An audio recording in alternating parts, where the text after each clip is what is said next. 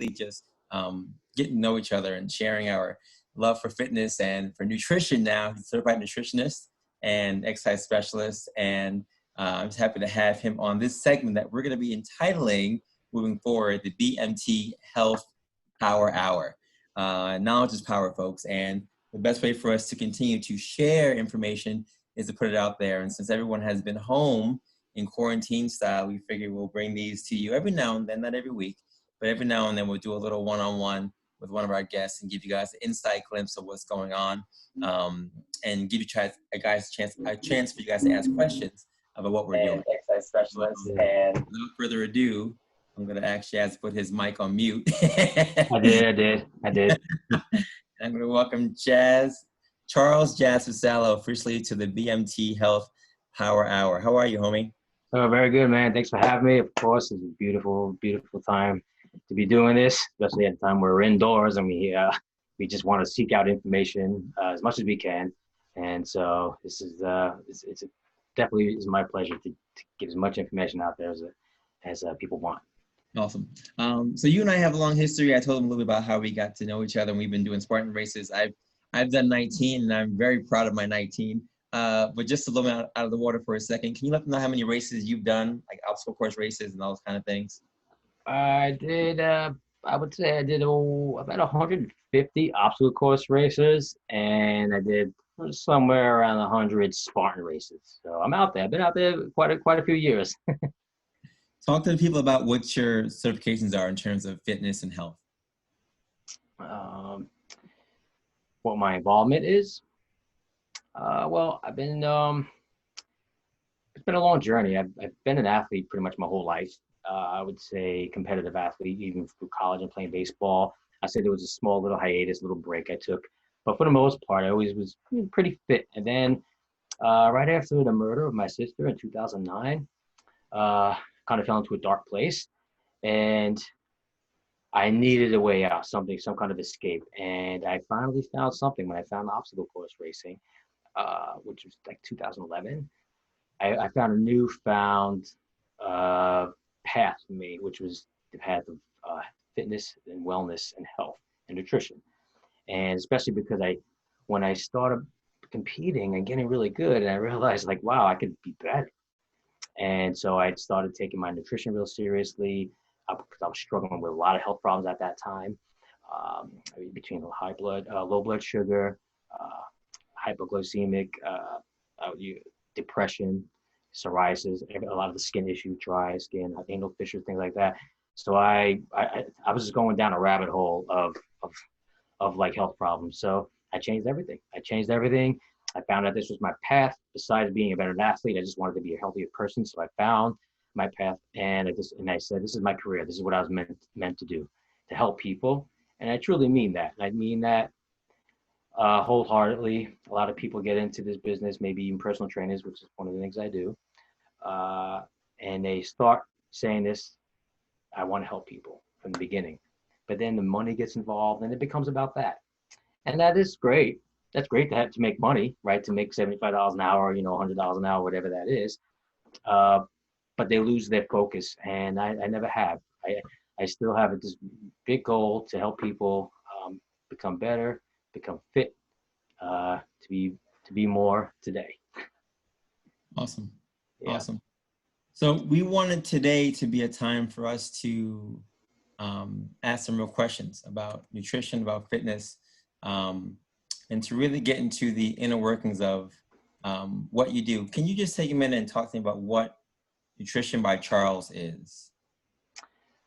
Nutrition 101 by Charles. Well, one of the things I wanted to do is, because I did a lot of research before I actually began that channel on YouTube, and I realized there's a lot of information out there. There's a lot of information. A lot of people don't really understand how much of it is not valid information, or maybe it's too hard to understand, or maybe it's just a little far out there. So I wanted to create a channel that was kind of leaves out all the jargon and makes it real simple, right? Nutrition 101, hence the name. Now, obviously I had to put by Charles because there's a lot of Nutrition 101s floating around out there. So I wanted to make myself easier to find. So I try to just leave out all the jargon and try to talk about things that are relevant, that people want to hear. So I'm not just really going too far into like the molecular or cellular, physiological effects of the body. I try to go right to what people like, right to the source, right to the nuggets that people want to hear, and that's what's it about. It's just trying to get free information out there. I never ask for anything. I just want people to listen and watch and get educated. Awesome. So you post things on YouTube. You've done a number of these videos, and I've watched them, and they're incredible. Let's talk a little bit about intermittent fasting, because I wrote a book, Be More Today, 40-Day Guide to a Better Version of You. And in the book, I talk about intermittent fasting and the benefits of it. And I've been doing it for a couple of years now as well. You talked about in your podcast, actually, a little bit. I don't want to give too many nuggets out about it, but you talked about intermittent fasting. What exactly is it? And why is it so successful when you do it the right way? So intermittent fasting, there are a lot of different types of fasting uh, that fall under the umbrella of intermittent fasting. But the main, most popular one, which people tend to be going to, is the 16-8 hour split. That means 16 hours of fasting, which is easier than people think. And I'll get into that in a moment, and 8 hours of eating. So most people are probably going 12 to 14 hours already without eating, because they probably eat at 8. And I think the majority, I don't know, I wouldn't say majority, but a good portion of people skip breakfast these days, and they go and they start eating at lunchtime. They get to work, they start eating at 11 or 12. They live a busy life, they skip breakfast and maybe just drink a coffee. And so you figured people are already going probably 12 hours already, at least that. And some people probably even go 16 and don't realize it. So it kind of makes people cringe when they hear like, oh, 16 hours without eating. I can never do that. But you can. You're probably doing it already. And so the problem here is the 8 hour window that you have to eat is not just, let me just eat everything I can whenever it's in front of my face. No, you want to have controlled meals, right? 2 or 3 meals in within that 8 hour window. Let's just say 12, 4, and 8. And with the same amount of calories in each, you want to break it up. Now, for someone on a weight loss program, they might just do two meals. But someone like me or anyone else just works out, and athletes, you want to do 3 meals a day because you got to get your calories in.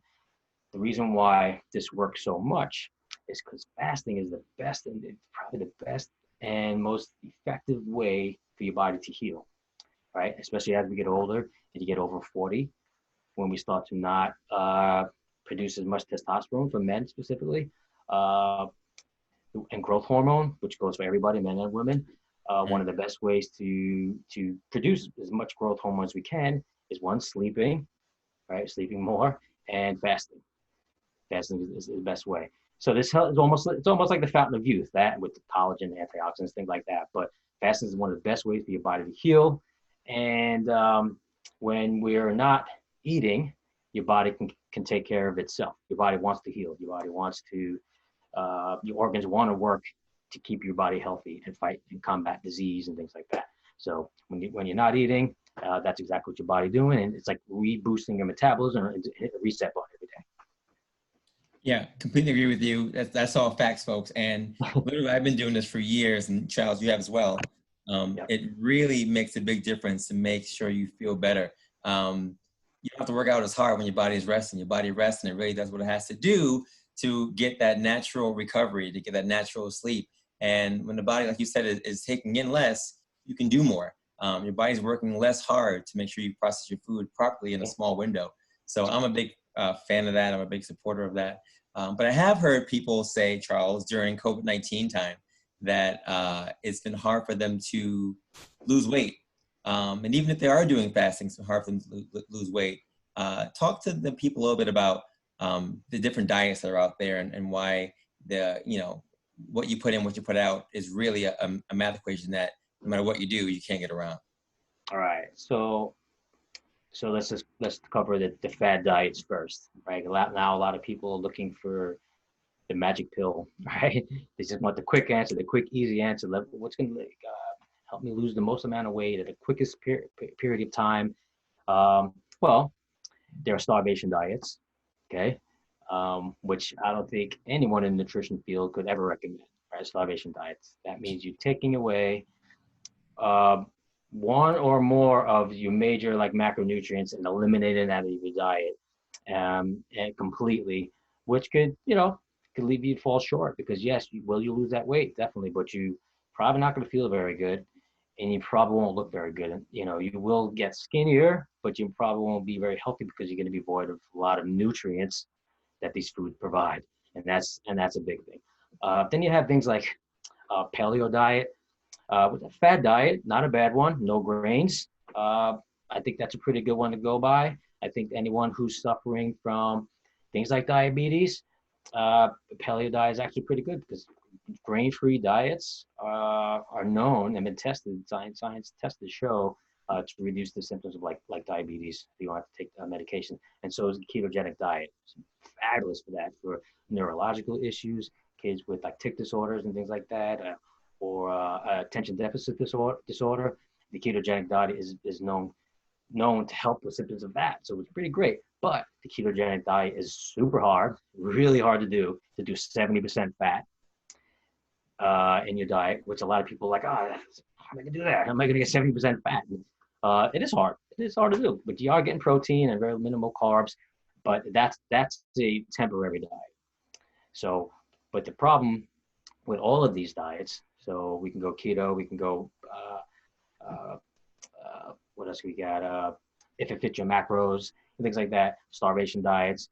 You go all of these things. People usually, when they're done with those diets, they usually go right back to where they were, or even get even worse. Why? Because they weren't really taught the behaviors to create a lifestyle, right? They weren't practicing or exercising the disciplines we need to create a lifestyle of health and fitness. We just do these temporary quick diets, fast, quick. We get the results we want for a wedding or for something like that, and then they just go bounce right back to where they were, or maybe even worse. And the percentage is pretty high.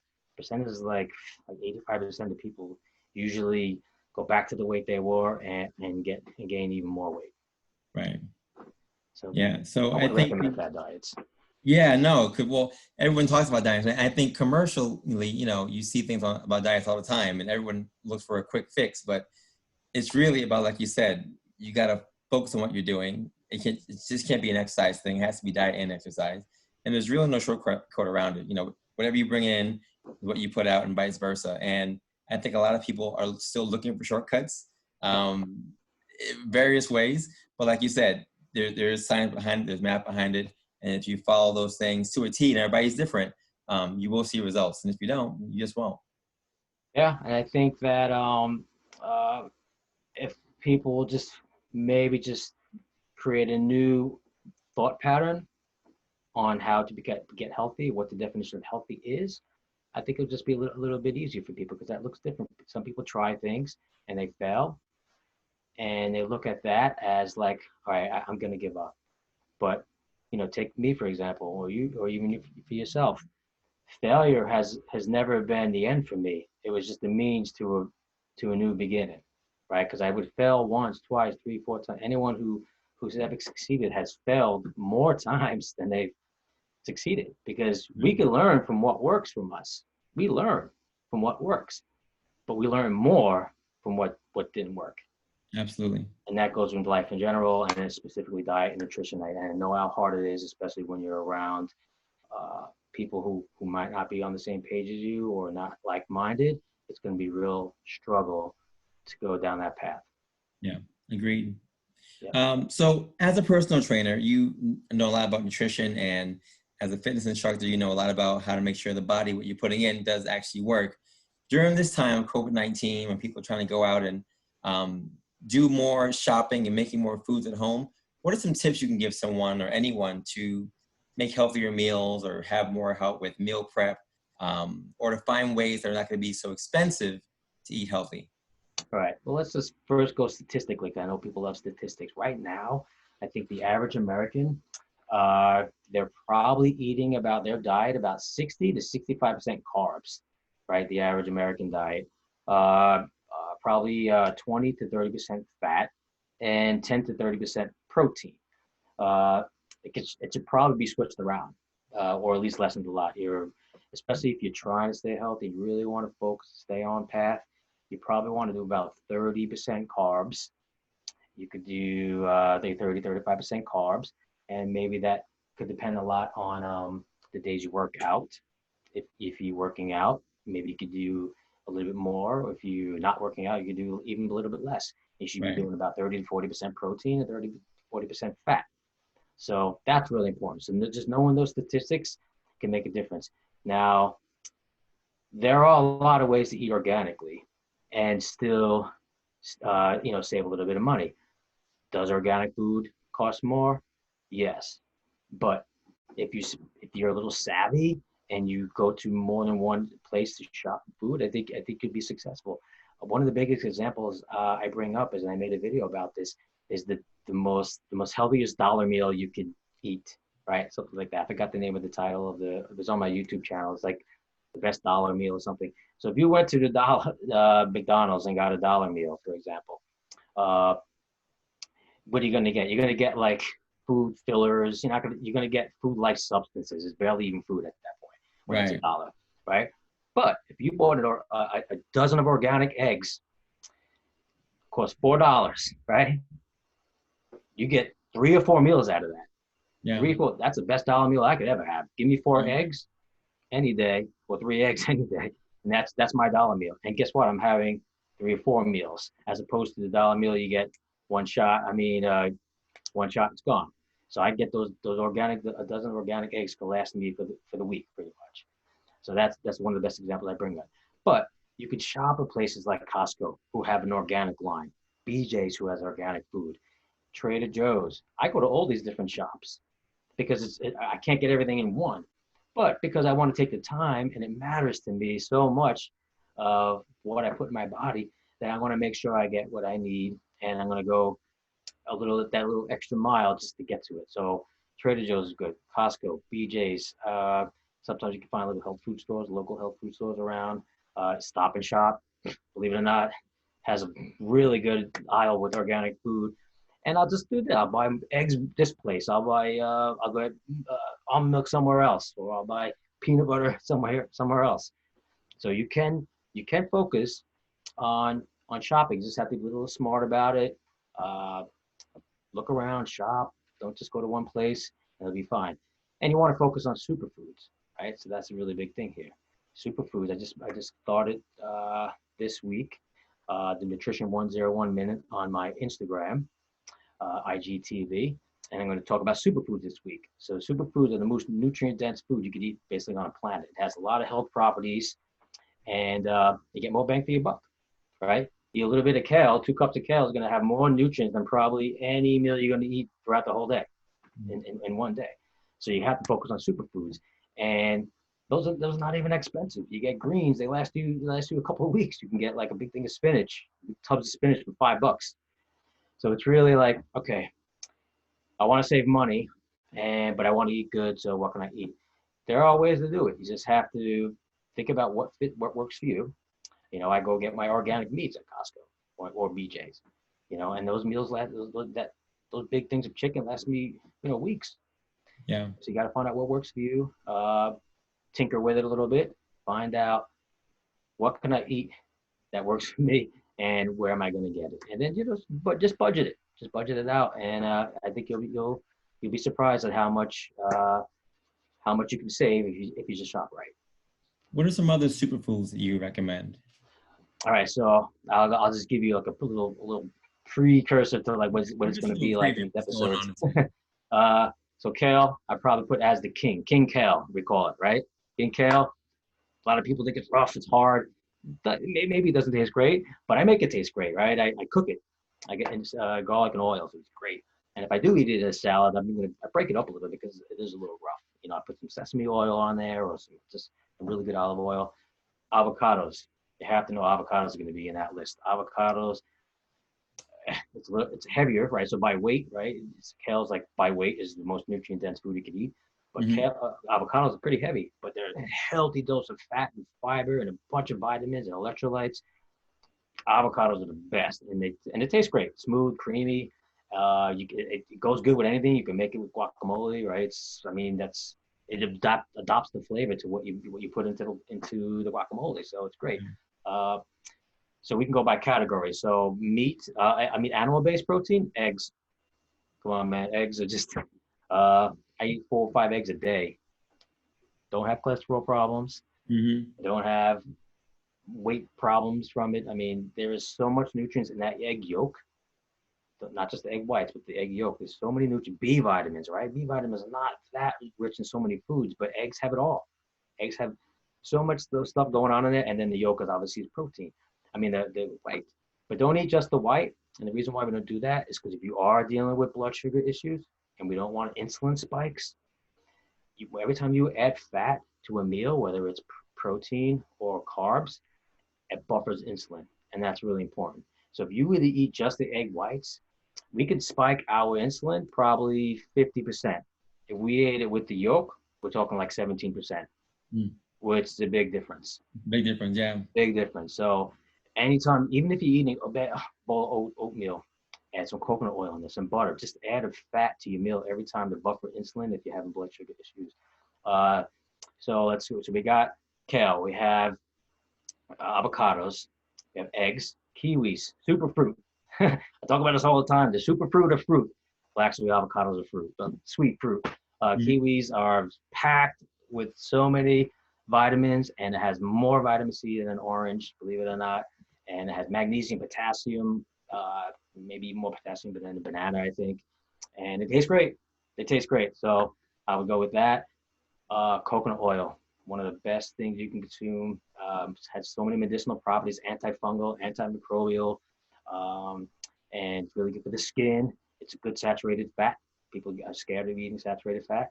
But think about that. I eat 4 to 5 eggs a day Mm-hmm. and probably at least a tablespoon of coconut oil a day, which is pure saturated fat.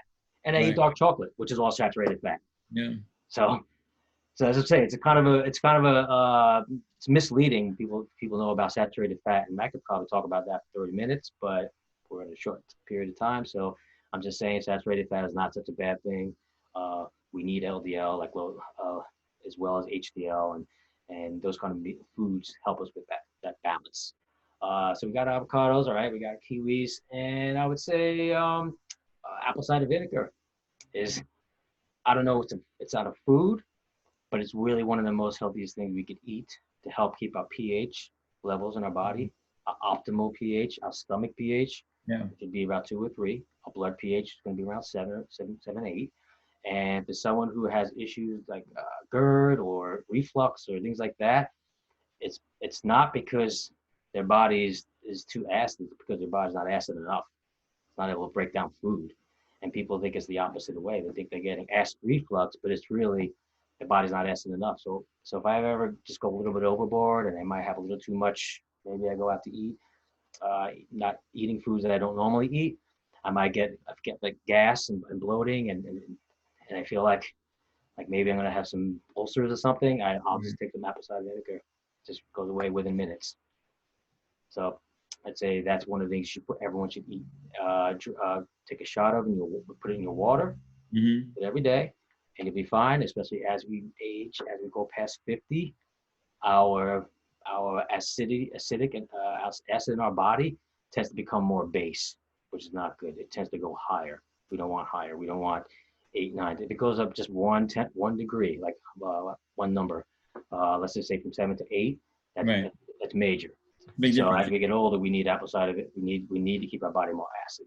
And I think Right. the last thing was bone broth. Bone broth is probably if you can get a powder, is what I do. It's a little more efficient, and it can last me for the whole month, maybe a month and a half, depends on how much I eat it. Uh, and that has glucosamine, chondroitin, hyaluronic acid, collagen, like fountain of youth, everything all in one in just bone broth. You can make bone broth, which is great. That's one of the things that we do in our family. It takes 5 days to make. You could just, even the chicken that you buy, hopefully it's organic, save the legs. If you make a whole chicken, save the bones. After you eat your chicken, make your meal, save all the bones, put it in the freezer until you got 2, 3 pounds worth of bones. Then you make yourself a bone broth. Put it in a pot or a pressure cooker, crock pot. Throw some veggies in there, onions, celery, apple cider vinegar has to be because that helps get that bone marrow out of the bones. Garlic. Let it sit for 5 days at the lowest temperature possible. Got yourself some super, super healthy broth that you could just eat for the whole week. It's I amazing. don't think I've ever heard Of bone broth. I'm listening to you speaking. I'm like, bone broth. Wait a minute. Chicken broth, yes. I don't know if I've ever heard. Do they sell bone broth in stores?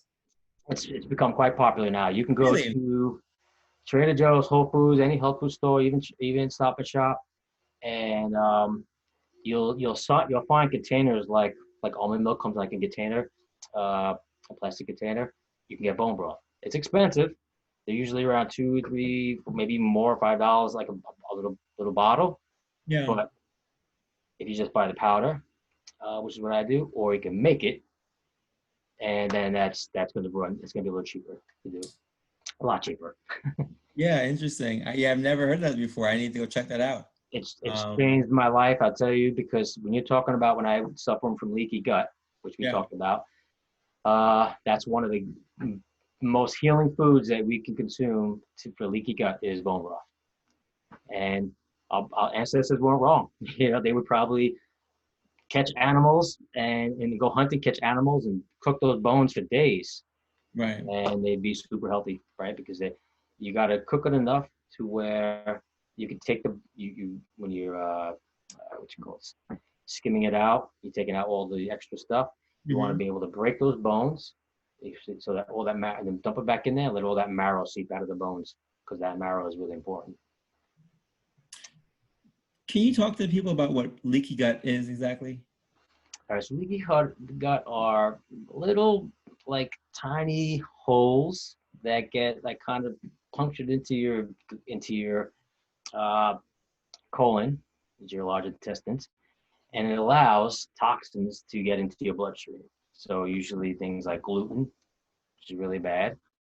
Statistically, and this is just not me, my opinion. Statistically, our bodies cannot. Nobody's body can process gluten.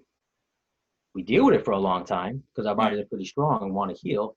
But gluten is very damaging to the body. And so when we have leaky gut, gluten is usually one of the particular ones that cause a lot of havoc in the body and creates a lot of inflammation. And this is where a lot of problems go wrong. Now, sometimes it looks different when people deal with leaky gut or autoimmune disorders like psoriasis. Um, it, it affects people different. Now, for me, it's skin. Some people might be bowels, IBS, irritable bowel syndrome, or might be hair loss. Some people might be joint pain, like fibromyalgia, things like that. Right. So leaky gut is probably, which is your gut is 85% of your immune system. Uh, the leaky gut is going to cause a lot of health problems. And so one of the best ways to patch up these little holes in your gut, obviously reduce the toxins, sugar, gluten, things like that, the things that are creating the damage. And you could add some things like apple cider vinegar, like coconut oil, like glutamine. L-glutamine is powder, known for like people in the gym would take L-glutamine to preserve muscle tissue. Right? I specifically started taking it years ago because I was running, and I don't want to lose the gains that I was getting as in the gym when I'm working out. I don't want to lose those gains when I start running, so I had to take the glutamine to help preserve the muscle tissue, that I had. And but it's also great to heal up the stomach and the digestive system. I used glutamine with my mom to help her with her ulcers, my brother's IBS, my leaky gut in general. So that's one of the best things you could do. And I think you can find glutamine present in bone broth as well. Yeah. That's awesome. So, I shared in my book a little bit about my experience with being pre-diabetic, which was diagnosed maybe 3 years ago. I haven't been back this year yet because of COVID-19, clearly, to check my blood sugars officially. But they were getting better just based on my diet change. And I did many of the things you talked about. Intermittent fasting, I started cutting out all my white sugars, clearly, and the carbohydrates and all those things, and increasing my water intake, which is always a good thing.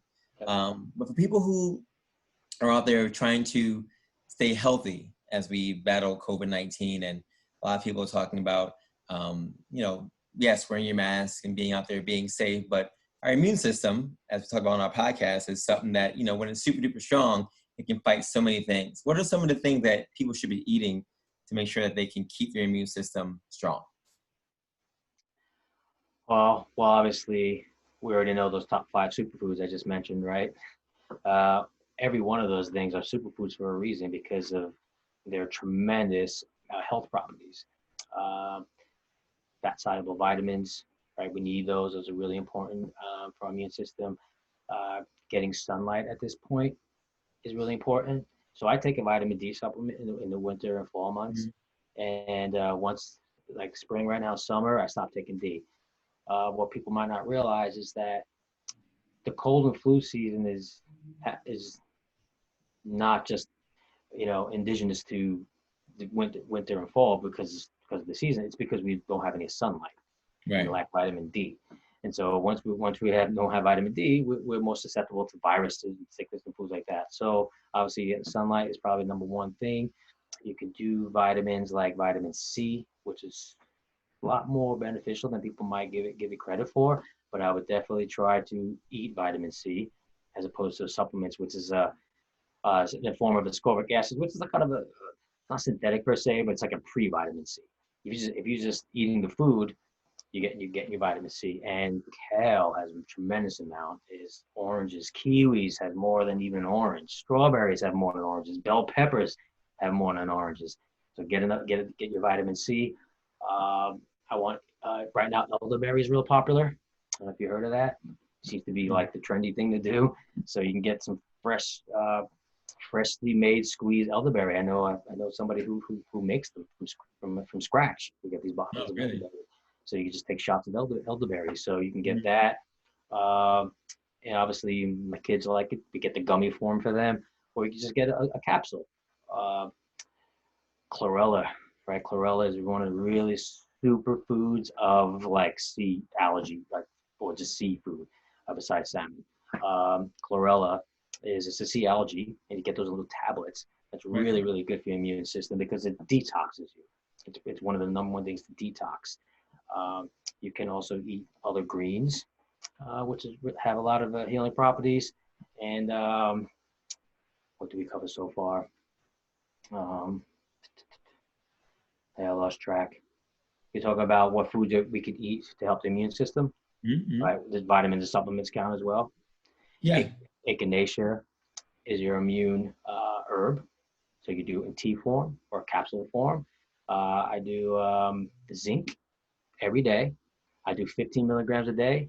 Someone should not do more than 50. It could be because that is a heavy metal, but it's a trace mineral. But I do 15 milligrams a day as an athlete.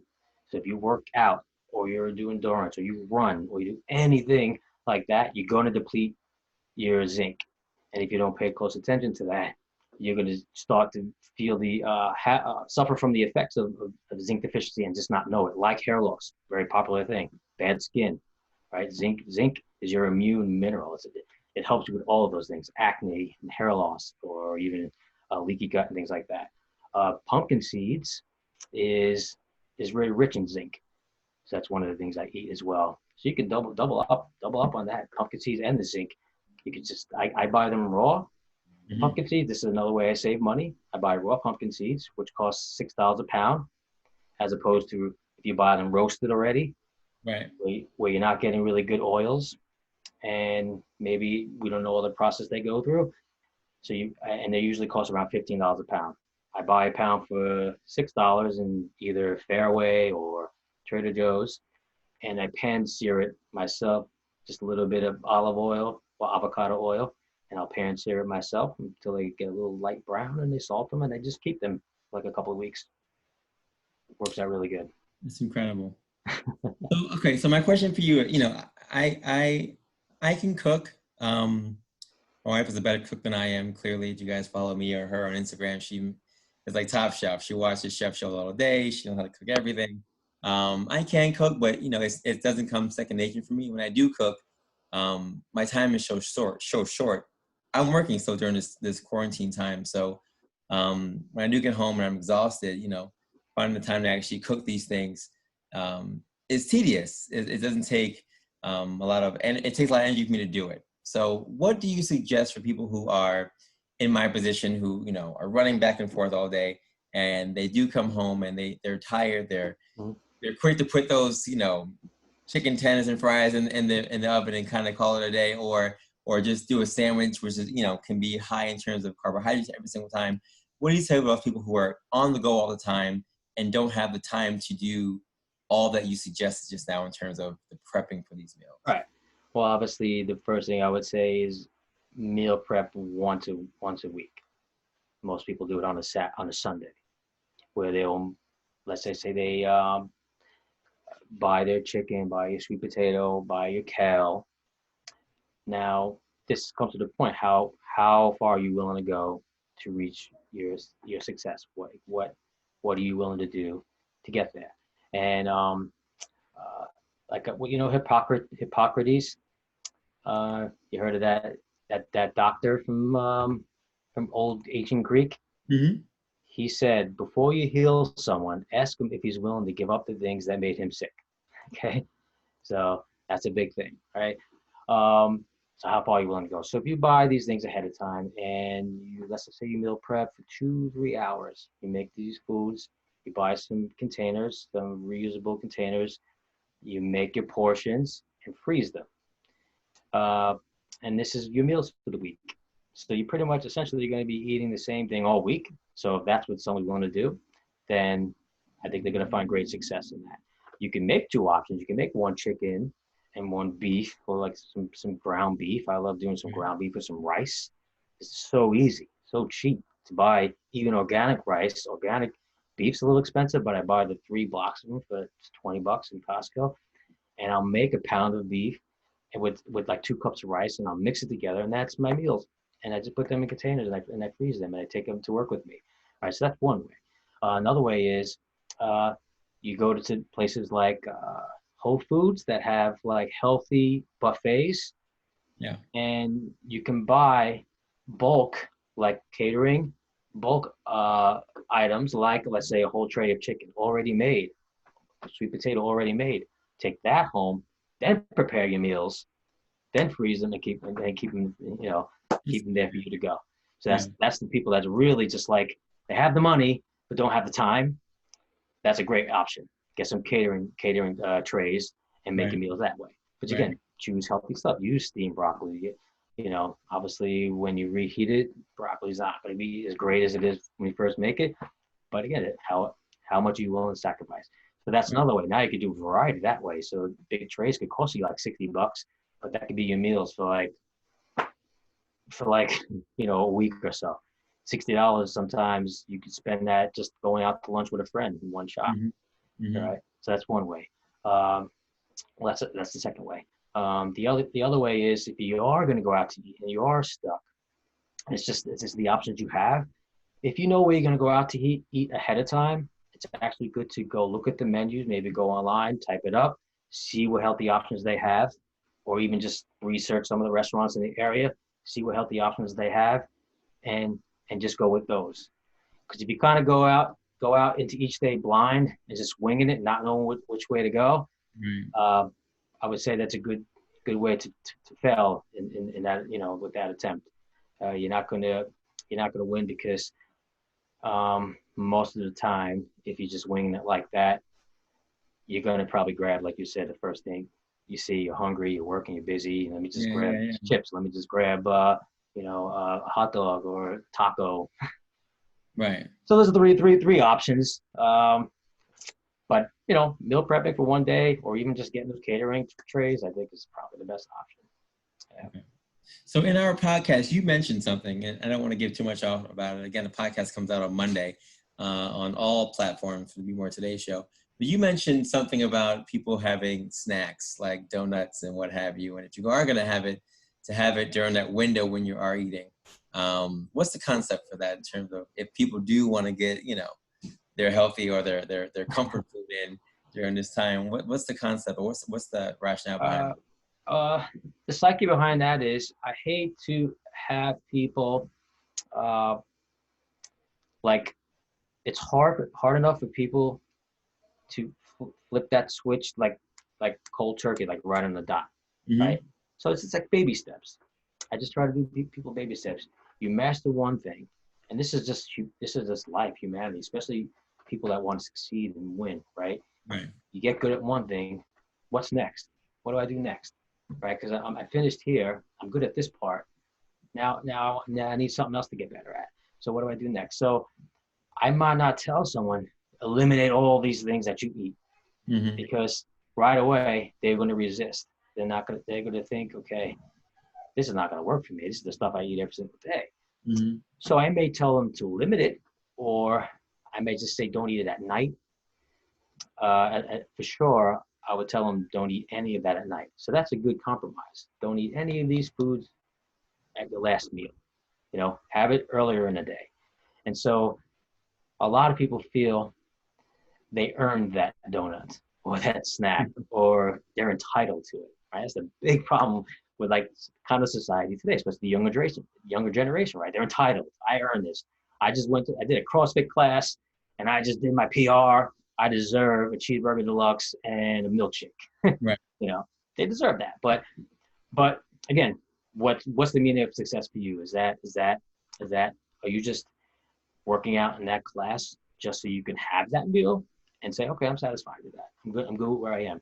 Or are you trying to get somewhere else? You can try to reach that higher level, the next plateau. And so you just have to kind of ask yourself that question. So I will usually have clients just try to fit one of those things, whether it's a little bowl of ice cream, a donut, a snack, and add it with their meal right after their meal they were eating for the day when they're intermittent fasting. If someone's in a weight loss program, I might even tell them, like, try not to eat that stuff. Yeah. Try to just eliminate that stuff. Just don't buy it.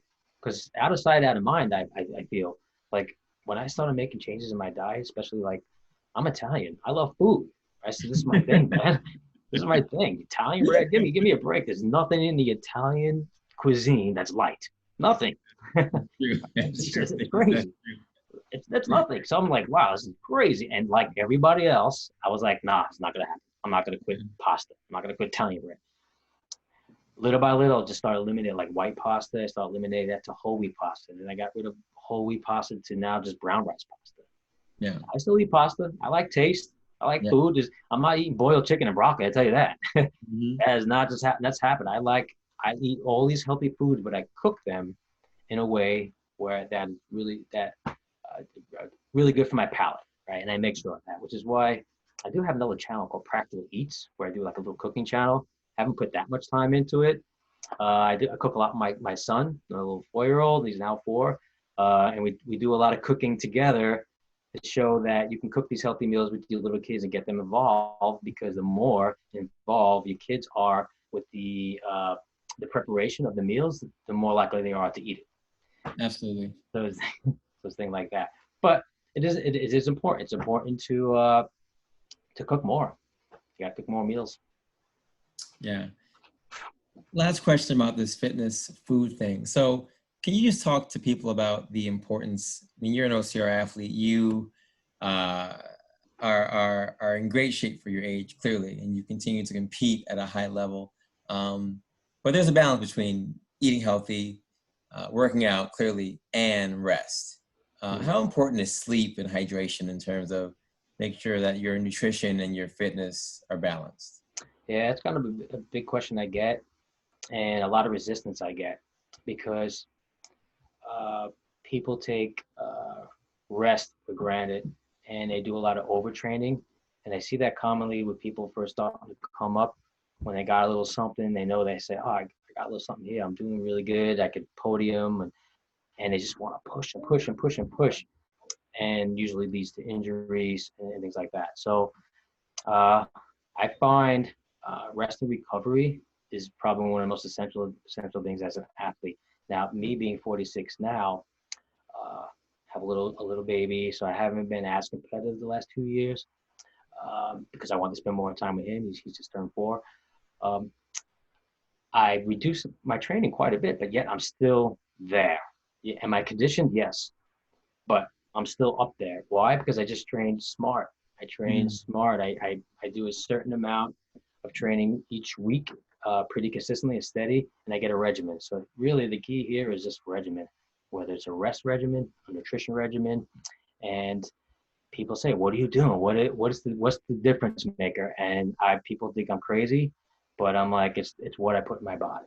It's the game changer. Because if your gut is messed up, and there are a lot of other gut issues than leaky gut, right? But that's just one of the main ones. Mhm. There's no way you can perform as good as you could if you were completely healthy. Now, let's just say you got a 22-year-old athlete who's really fast, he's really good, and he's performing good. He's eating like bagels and like peanut butter before a race or something like that, or he might not ever say, you know what, I don't need to take a step back. I'm already doing good. I'm Right. great. Like I'm great. So if someone's good and doing great, they might not even realize they could be better because they don't know if is there a higher plateau? Is there somewhere else I can go higher than this? And so I tested that out. I tested the waters because even when I was at my best, when I was not eating how I'm eating now, Yeah. I got better. I didn't think I could get better, and I did. As I got older, I was getting better each year. I was getting better and better and better in my 40s, and I attribute that to making sure I got 6 to 7, 8, Mm. 6, at least minimum of 6, but 6 to 8 hours of sleep a night. Right. Pretty regimented on that, Right. and making sure I'm really have really good nutrition, so my body can heal. And if your body heals, you're going to perform better naturally. Yeah. So it's good. It's a good balance between that, sleep, good supplements, right? Whether you're vegan, which would need to supplement a lot more, lot more, uh, or you're someone who has like a pretty balanced, wholesome diet like myself. You still have to get some supplements in there. Makes a difference. Awesome. My last question for you, sir, is one that was brought to my attention by email this week. And the question is about antioxidants. A number of people are looking to things like turmeric and, other things to kind of calm down inflammation in the body, especially if they have early onset arthritis or anything of that nature, and they still want to compete or still want to be active. What are some foods people can eat to increase the antioxidants in their bodies? Well, for one, turmeric wouldn't fall under that necessarily antioxidant category as it would anti-inflammatory Mhm. uh, category, which is really, really good because when you have inflammation in the body, like even just like a headache or a toothache, um, yeah, turmeric is one of the greatest things for that. I've had a toothache in the past. I tested it out. Again, I don't just spew things. I test everything. And I had a toothache that I just really wanted just some Advil, some ibuprofen, but I'm against medicine. Uh, and so I took a cup of bone broth with turmeric. Yep, bone broth again. Here we go. Yeah, because I get a plain bone broth. I get a chocolate one I put in my smoothies, but I get a plain one, so I always have it. And with some turmeric, and I say within 10 to 15 minutes, toothache was gone. And the symptoms of headaches. All right, so that's one thing. That's when we're dealing with pain. Antioxidants, we can get that through a lot of like vegetables and fruit. We get it through salmon, right? There are a lot of different antioxidants out there. Um, and those are really more for stopping the cell degeneration, like the oxidation of cells, which is damaging to our bodies. So we want to have foods that are high antioxidants. Um, this will help us, I guess, with aging, and naturally we heal easier. We can heal a lot easier when these things are working. So as we get older, maybe a little bit, you feel like you might be a little bit too old and you're dealing with muscle pain already. There's a couple of things we want to do. We want to reduce the stress. So cortisol, right? You know that hormone? That's our stress hormone. What a lot of people don't realize, our bodies are in a constant state of stress, be it chemical, emotional, or physical. So chemical meaning what we breathe, the food we eat. Emotional can be depression or just something that we're dealing with in our jobs or a toxic relationship like that, or even physical stress, injuries, stuff like that. So our body our body doesn't necessarily know where that stress is coming from. It just knows that we need cortisol to try to help us deal with this stress.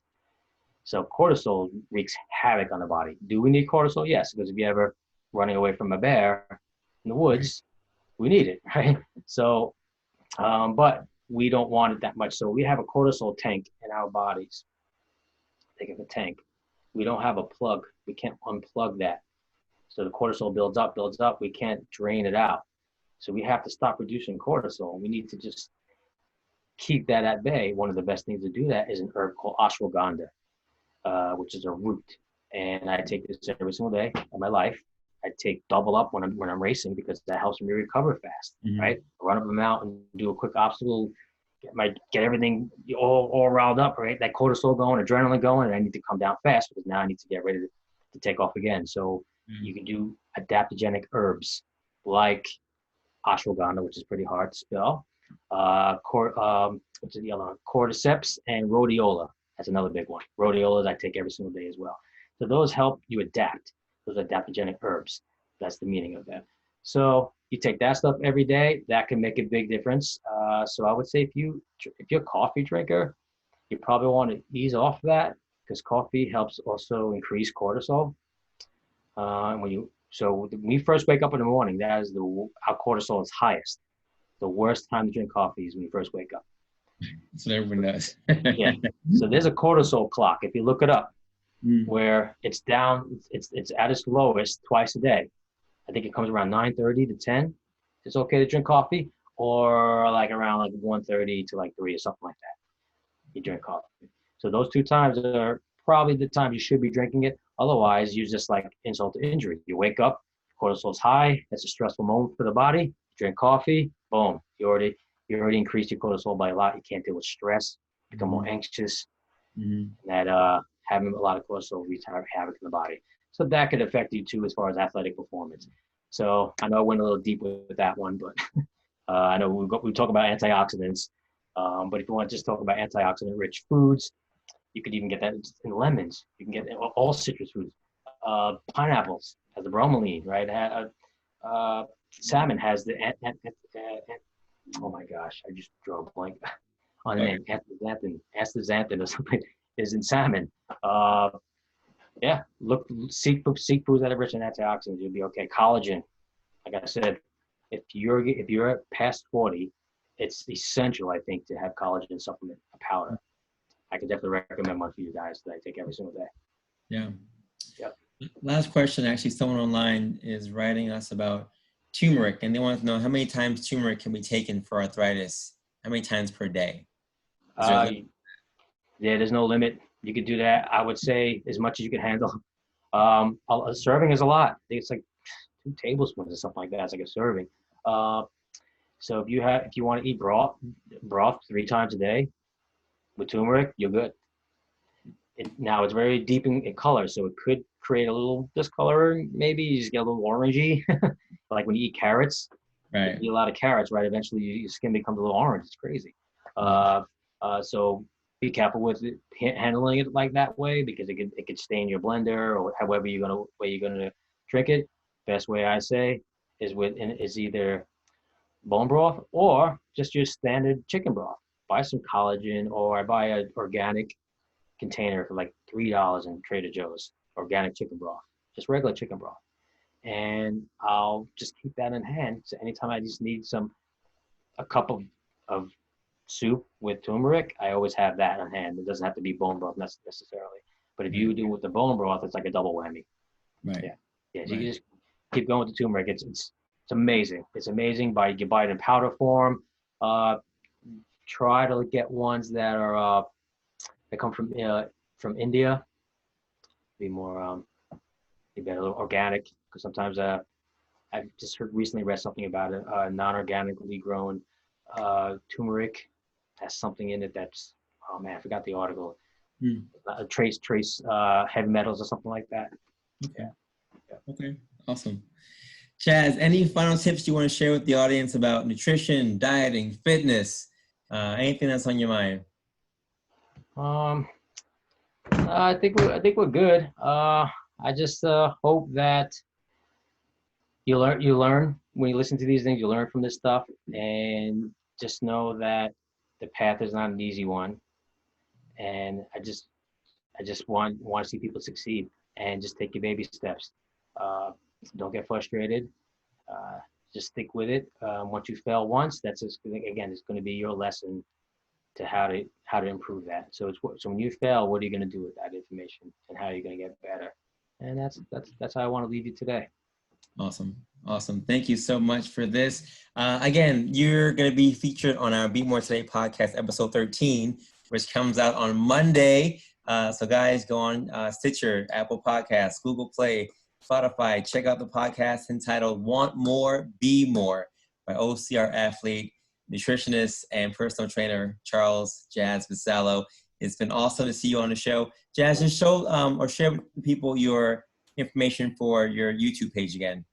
Right. So it's Nutrition 101 by Charles. Just make sure you put that by Charles in it. It's all separate. Nutrition 101 by Charles, separate word. I'm going to be coming out with some more videos. You can check me out on the Practical Eats. I do have some videos made. I just haven't been able to post them and edit them yet.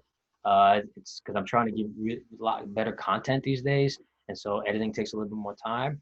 Obviously on Instagram, I'm also on Nutrition 101 by Charles. Practical Eats, and Jazz OCR Athlete. Anything fitness related is going to be on Jazz OCR Athlete. And I'm going to be posting a bit more of that on YouTube, Jazz OCR Athlete. I just really started with that page, so there's not much content on there. But again, I'm not going to put fitness related stuff on the Nutrition 101 because it's just, I'm just trying to keep it within the same genre. But obviously, you can reach out to me. Nutrition101 by Charles at gmail.com. If you ever just wanted to email me, you could comment on one of my posts, and I'll definitely get back to you for sure. Awesome. Yeah. Thank you so much for being on the show. Our first episode of the BMT Health Talk Power Hour. Knowledge is power, and look forward to seeing your show on Monday and hearing your show on Monday on all the podcasts. For those of you who are listening, and thank you so much for joining. I am Be More Today's president and CEO.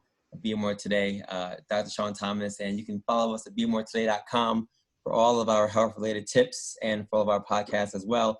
Our podcasts are on all platforms, and you can go on there and like us, subscribe to us, contribute to our pages. We appreciate all the love and support.